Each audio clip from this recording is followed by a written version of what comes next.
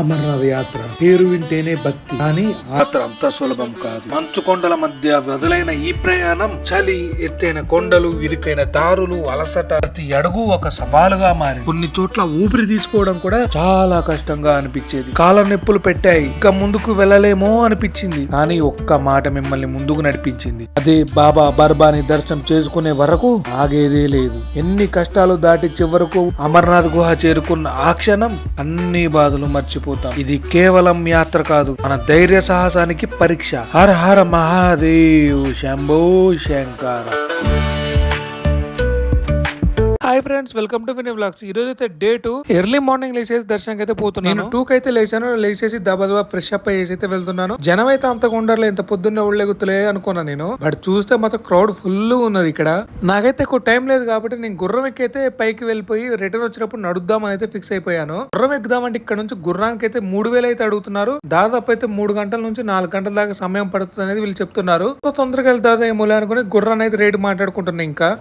ఇంకైతే full cost అయితే ఇవి చెప్పేస్తున్నారు వీళ్ళు ఇక్కడ గుర్రానికి అయితే. మినిమం అయితే ఒక 2000 అయితే ఓకే పెట్టేసి. బట్ ఏంటంటే 3000 అంటే చాలా ఎక్కువ అవుతుంది కాస్ట్.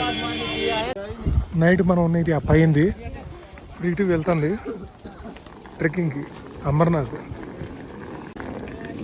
సో ఇలా కూడా తీసుకెళ్తారు. ఇదే దాదాపు 5000 దాకా అయితే ఉంటుందంట మన గుర్రం చాలు. పొద్దున్నే అయితే చాయ్ బిస్కెట్ అయితే ఇస్తున్నారు, రస్క్. ఈ లంగర్లలో అయితే పొద్దుగానే అయితే బిస్కెట్లు అయితే ఇస్తున్నారు అండ్ చాయ్ కూడా ఇస్తున్నారు. రస్క్ బిస్కెట్ అండ్ చాయ్. బట్ చాయ్ అయితే తాగుతున్నాను. చాయ్ తాగైతే ఇక్కడ నుంచి వెళ్ళిపోవాలి. ఇంకా చంద్రుడు అయితే సగవే కనిపిస్తుంది, గుట్టట్టు వచ్చింది అనుకుంటా. ఇక్కడైతే ఒక రివర్ ఉంటుంది, ఇది సింధు రివర్. ఇది మంచు కొండల కరికి ఇక్కడ కిందకి వాటర్ ఇలా వస్తుంటాయి సింధు రివర్ లో. ఓన్లీ స్టాండ్ ఇది. ఇక్కడైతే మొత్తం గుర్రాలు అయితే ఉంటాయి.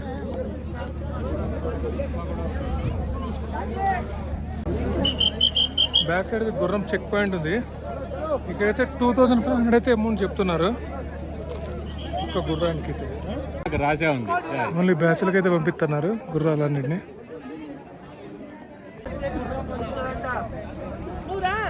ఇది కాస్ట్ వచ్చేసి 2950 రూపాయలు ఒక్కళ్ళకి ఛార్జ్ చేస్తున్నారు. గుర్రాన్ని అయితే 2950 రూపాయలు అయితే ఛార్జ్ చేస్తారు, గవర్నమెంట్ ఫీజేనంట. సో మేమైతే ఛార్జ్ చేసేసి 3000 లెక్క వన్ సైడ్ ఛార్జ్ చేసేదాం. కళ్ళు అయితే ఎర్రగా అయిపోయింది, నిద్ర లేదు కదా. సో మొత్తం అయితే జనం అయితే ఫుల్ అయిపోయింది ఇక్కడ గుర్రాలతో. అయితే ఇంత పొద్దున్న ఇంతమంది వస్తారు అనుకోలేదు నేను కూడా. బట్ ఏంటంటే చాలా క్రౌడ్ అయితే ఉంది. గుర్రాలు కూడా దొరకట్లేదు. ముందుకైతే తక్కువ ఉంటుంది, అక్కడ కూడా లేదు. 2500 ఒకటి చెప్పిండు, మనం మాట్లాడి వినకుండా ముందుకైతే తక్కువ ఉంటుందని.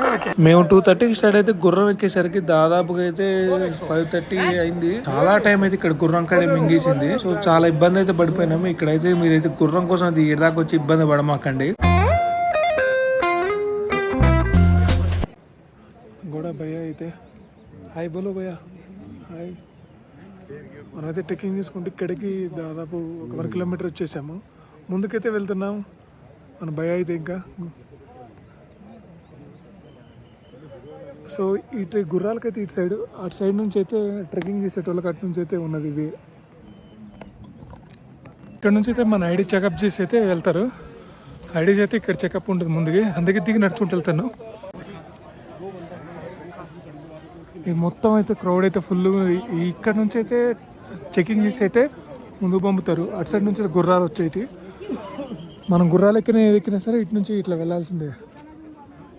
ఈ RFID చెకింగ్ పాయింట్ కాడ చాలా మంది జనాలు అయితే ఉన్నారు. మొత్తం ఆర్మీ ఆఫీసర్స్ అయితే అన్ని ఆపుతున్నారు జనాల్ని అక్కడక్కడ. సో పైకి వెళ్ళేసరికి దర్శనం ఏ టైం పట్టిద్దు, ఎంతసేపు పట్టిద్దు అర్థం కావట్లేదు. ఈ క్రౌడ్ చూస్తా ఉంటే భయం వేస్తుంది, ఇంతమంది పైకి వెళ్తారా అని. ఏజ్డ్ కూడా ఉన్నారు. బాల్తాల్ ట్రెక్కింగ్ రూట్లో అయితే చాలా లంగర్స్ అయితే ఉంటాయి. ఈ లంగర్స్లో అయితే మీరు అయితే ఫుడ్ తినచ్చు ఫ్రీగా ఏదైనా సరే. కానీ ఇలా ఫుడ్ పెట్టడం మాత్రం సో గ్రేట్. ఎందుకంటే ఇంతకుముందు బాల్తాల్ రూట్లో ఇంతగానో ఉండకపోయేది. సో ఇప్పుడు ఎక్కువగా బాల్తాల్ రూట్లో అయితే ఫుడ్ అయితే పెడుతున్నారు జనాలకి, వచ్చే వాళ్ళకి. ఇంకా వీళ్ళు ఇక్కడ పులిహార కూడా సర్వ్ చేస్తున్నారు.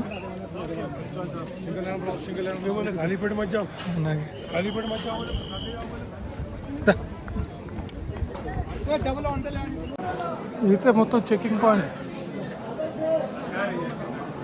చేసేస్తున్నారు మొత్తం.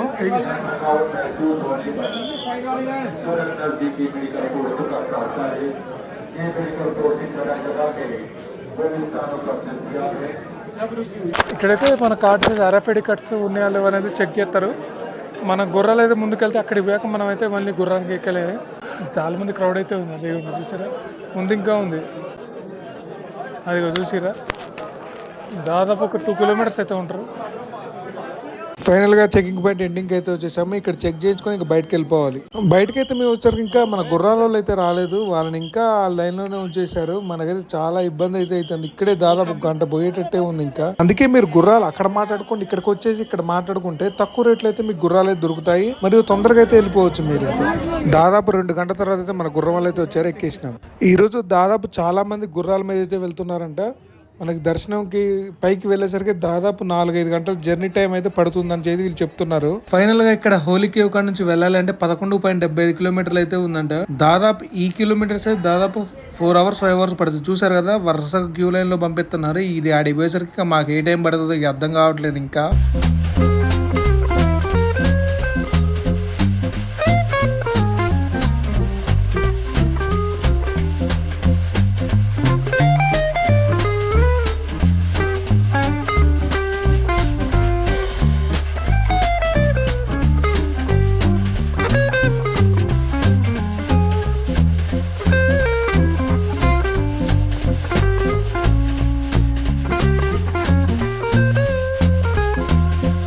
గుర్రాల మీద పోతున్న మాకే చాలా ఇబ్బందిగా ఉంది. ఒక ఆమె ఎవరు నడుచుకుంటూ పైకి వచ్చింది, అలానే కింద పడిపోయింది. ఇంకా ఆక్సిజన్ అందక వాటర్ లేక చాలా ఇబ్బంది అయితే అవుతుంది. ఇలా వచ్చేటోళ్ళకి కేదార్నాథ్ ప్రతి ఒక్కళ్ళకైతే చాలా జాగ్రత్తగా ఉండాలి. ఇక్కడ సింధు రివర్ అయితే చూసారు కదా, భలేగా ఉన్నాయి వాటర్ అయితే. మంచు కొండలు కరిగి రావడం వల్ల అయితే నీళ్ళు కూడా డిఫరెంట్ కలర్ అయితే ఉన్నాయి. చాలా మంది ఇక్కడైతే దిగేసి ఫోటోలు అయితే దిగుతున్నారు.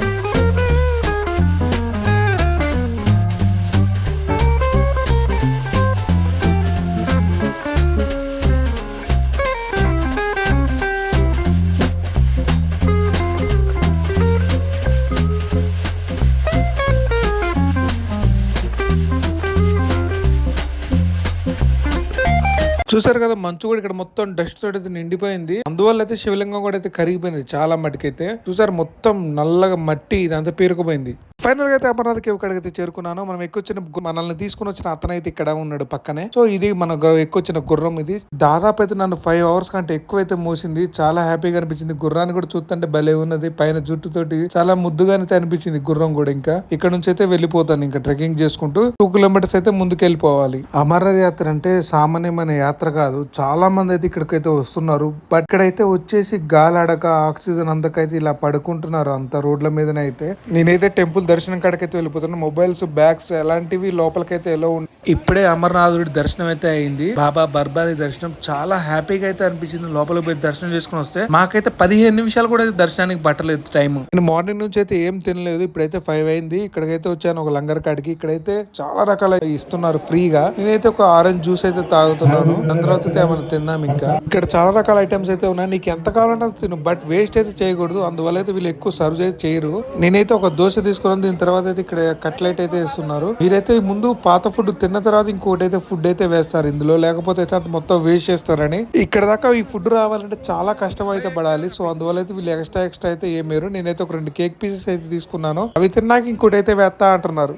అంతేకాకుండా చూసారు కదా ఎన్ని రకాల స్వీట్ ఐటమ్స్ అయితే ఇక్కడ దొరుకుతున్నాయో అవన్నీ అయితే వేస్తారు. బట్ మనం అయితే కంపల్సరీ తినాలి. అక్కడ సేమియా, కేసరి, చాలా రకాలు అయితే ఉన్నాయి. ఇవన్నీ మాటలు అయితే చెప్పలేము ఇంకా.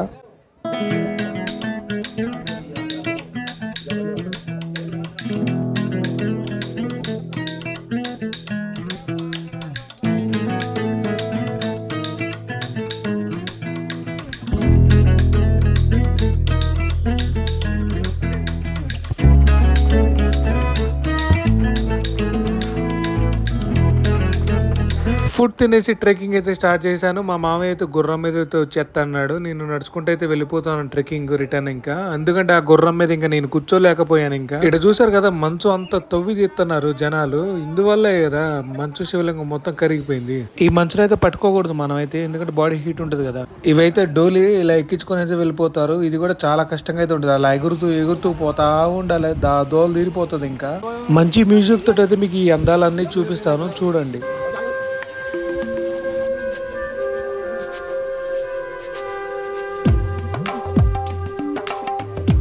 ట్రెక్కింగ్ చేసేటప్పుడు గాలి ఎక్కువ పీల్చడం వల్ల అయితే మనకి ఆక్సిజన్ అంతకైతే అందదు. అలాంటప్పుడు ఈ కర్పూరం బిళ్ళలు జేబులో పెట్టుకొని మీరు అలా స్మెల్ చూస్తే మాత్రం మీకు మంచిగా అయితే ఆక్సిజన్ అందుతుంది.